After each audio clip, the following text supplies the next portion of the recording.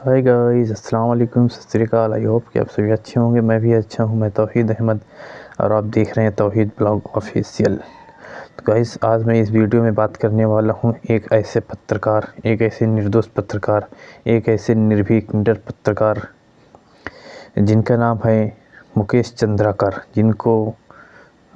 जिनकी हत्या कर दी गई। एक ऐसा निडर पत्रकार जो छत्तीसगढ़ में नक्सलियों के बीच में जाकर रिपोर्टिंग करता था। एक ऐसा निर्दोष पत्रकार, उसकी क्यों हत्या कर दी गई, क्या था मामला, चलिए देखते हैं पूरी वीडियो। Let's go. 5 साल की एक लड़की सोशल मीडिया पर एक वीडियो अपलोड करती है और ये कहती है कि उसके पापा को कुछ ना किया जाए। दरअसल उस लड़की के जो पिता हैं वो कश्मीर के रहने वाले राकेश्वर सिंह मिन्हास, जो कि सीआरपीएफ में कोबरा कमांडर हैं। उनका जो कैंप होता है, दरअसल उनका एक जत्था था जो जा रहा है। ये छत्तीसगढ़ प्रदेश के बीजापुर और सुकमा जिले के बीच में एक गाँव लगता है। गाँव का नाम टैकुलगुड़ा होता है।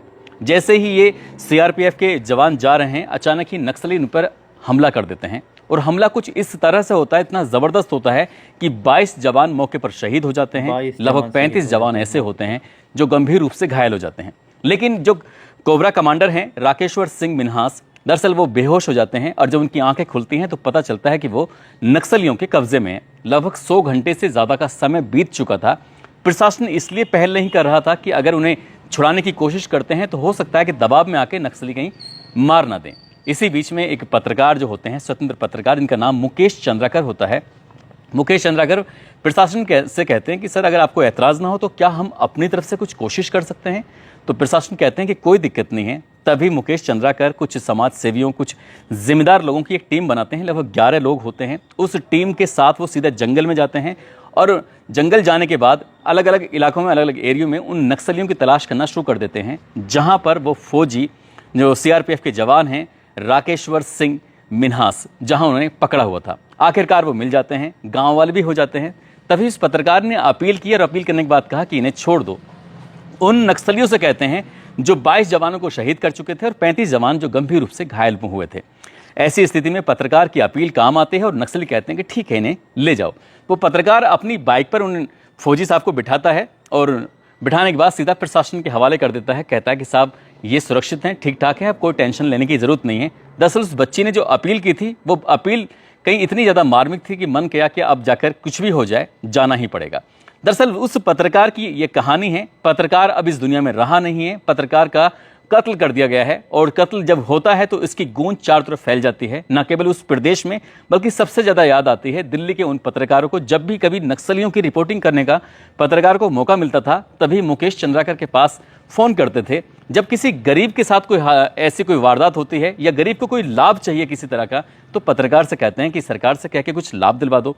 वो पत्रकार, जब प्रशासन के पास कोई दिक्कत परेशानी होती है तो उस पत्रकार को याद किया जाता है, लेकिन जब पत्रकार रहा नहीं तो अब किसको याद करेंगे। दरअसल आज की इस कहानी को सुनने के बाद आप भी सोचने पर मजबूर हो जाएंगे कि जो सबका प्रिय होता है, जो सबका प्यारा होता है, आखिरकार उसका भी कत्ल हो जाता है।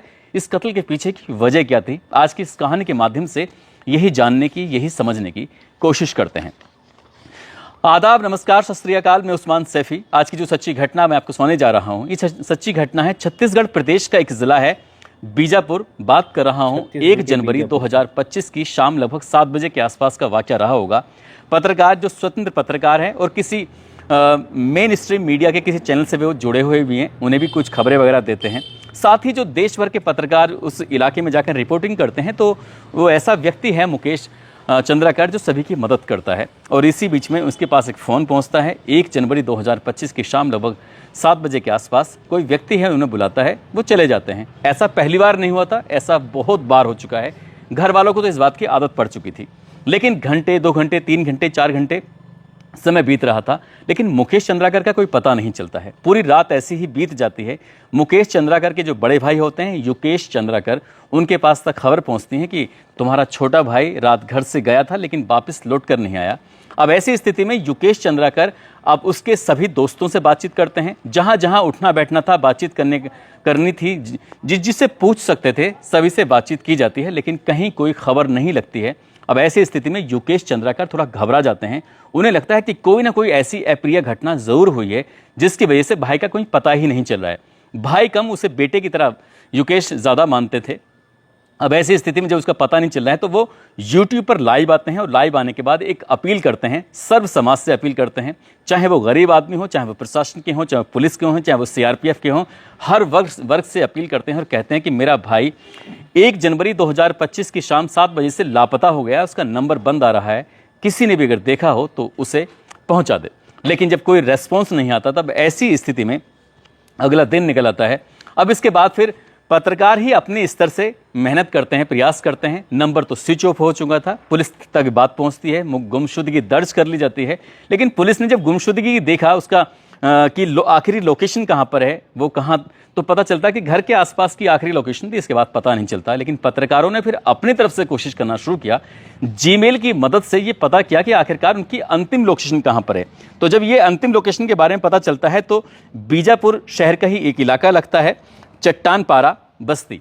दरअसल चट्टानपारा बस्ती के पास ही आखिरी लोकेशन पाई जाती है। तभी पत्रकार इकट्ठे होते हैं, सीधा एसपी जितेंद्र यादव के पास पहुंचते हैं और जाकर कहते हैं कि साहब आखिरी अंतिम लोकेशन चट्टानपारा की जो बस्ती है वहां की दिखाई दे रही है, आपको पुलिस भेजनी चाहिए।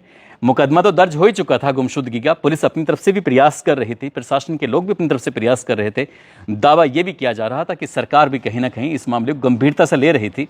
लेकिन पत्रकार जो थे अपनी तरह से वो काम कर रहे थे। पत्रकारों का एक गुट होता है, वो गुट सीधा एसपी पर दबाव बनाता है। तो फिर एसपी साहब को उस लोकेशन पर, आखिरकार चट्टानपारा के लोकेशन पर सारे पत्रकारों को और पुलिस को भेजा जाता है। वहां जाने के बाद जब पता चलता है कि एक ऐसा घर है और जहां पर बैडमिंटन कोर्ट बना हुआ है, उसमें बहुत ज़्यादा लोग नहीं रहते हैं, बस खास अवसर पर ही यहाँ लोग आते जाते हैं। तभी पत्रकार कहते हैं कि हो ना हो हमें वहाँ बैडमिंटन कोर्ट में भी जाकर देखना चाहिए कि आखिरकार वहाँ तो कहीं उसका लिंक नहीं है।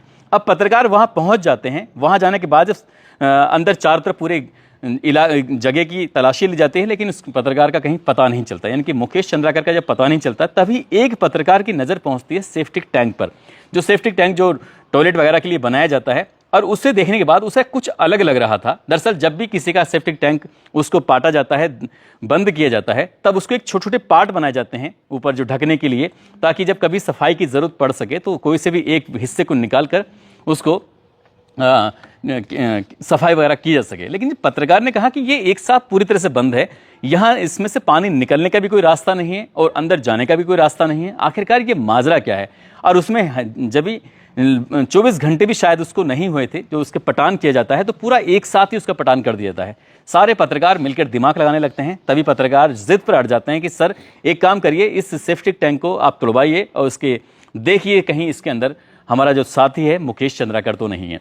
जब पुलिस पर लगातार दबाव बनाया जा रहा था, पत्रकार जब दबाव बनाते तो आखिरकार पुलिस की मजबूरी बन जाती है और जब सेफ्टिक टैंक के कुछ हिस्से को तोड़ा जाता है तो पता चलता है कि पत्रकार की लाश तो उसी के अंदर तैर रही थी। अब इतना था, ये मामला सोशल मीडिया पर वायरल हो जाता है। हर किसी की जुबान पर मुकेश चंद्राकर की कहानी पहुंचने लगती है कि मुकेश चंद्राकर 1 जनवरी 2025 की शाम 7 बजे से लापता हो जाते हैं और उनकी जो लाश है वो बैडमिंटन कोर्ट के परिसर में एक सेफ्टिक टैंक बना हुआ था उसमें है। आखिरकार उनकी हत्या क्यों की गई है, इसी पर एक सवाल था। हर कोई ये जानने की कोशिश में लगा हुआ था। लेकिन तभी पत्रकारों को याद आता है कि ये जो इलाका है, ये जो घर है, ये दरअसल सुरेश चंद्राकर है। और सुरेश चंद्राकर की तो अभी कुछ एक आध हफ्ते पहले ही खबर प्रकाशित की थी। खबर प्रकाशित कुछ इस तरह की खबर थी, लगभग 120 करोड़ रुपए की एक योजना थी जिससे इस सड़क का निर्माण करना था। लेकिन ये बताया जाता है कि सड़क का निर्माण तो ठीक तरह से हुआ नहीं। लगभग 90% राशि जो होती है वो जारी भी कर दी जाती है, यानी कि ठेकेदार सुरेश चंद्राकर को दे भी दी जाती है। और यही बात उस पत्रकार ने प्रकाशित कर दी। जब खबर चला दी तो उसके बाद फिर हड़कंप मचना तय ही था। इतना हड़कंप मचता है कि सुरेश चंद्राकर को ये सीधे सीधे बोल दिया जाता है कि जो सड़क के लिए तुम्हें पैसे दिए गए हैं, इस सड़क को ख़त्म कराने के बाद फिर से तुम्हें इसी पैसे से नई सड़क बनानी पड़ेगी। यानी कि 120 करोड़ रुपए की बहुत बड़ी रकम होती है। ठेकेदार को लगने लगता है कि शायद कुछ ना कुछ तो गड़बड़ है। यहीं से हत्या की साजिश रची जाती है, ऐसा दावा किया जाता है, क्योंकि उन्हीं के बैडमिंटन कोर्ट में वहाँ पर जो एक सेफ्टी टैंक बना हुआ है उसमें उनकी लाश मिलती है। और जब पोस्टमार्टम के लिए इस लाश को भेजा जाता है तो पता चलता है कि पहले तो गला दबाया गया है, साथ ही उनके सीने पर, साथ ही उनके पीठ पर वार किए गए हैं, भारी वार किए गए हैं, साथ ही उनके सर में कुल्हाड़ी मारकर हत्या कर दी गई है। अब इसके बाद ये मामला जब वायरल होने लगता है, हर किसी के जुबान पर आने लगता है, तो लोग फिर ये सोचने पर मजबूर हो जाते हैं कि आखिरकार कोई इतना बड़ा कदम कैसे उठा सकता है।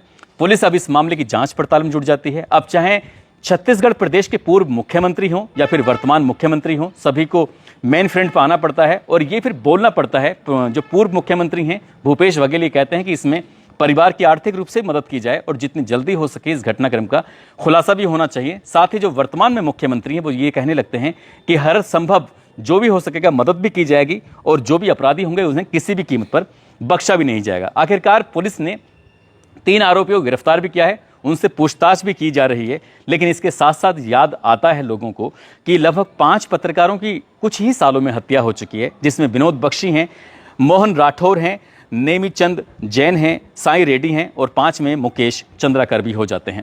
हालांकि 1-2 जगह ऐसी भी थी कि जहां पर पत्रकार की हत्या हो जाती है और किसने हत्या की है सीबीआई जांच भी करती है, लेकिन उसका पता नहीं चल पाता। आखिरकार ये जो पूरा घटनाक्रम है, ये घटनाक्रम को लेकर सबके सब जुबान पर एक बात चलने लगती है कि जो ठेकेदार है वो सरकारी ठेकेदार है, बड़ा ठेकेदार है।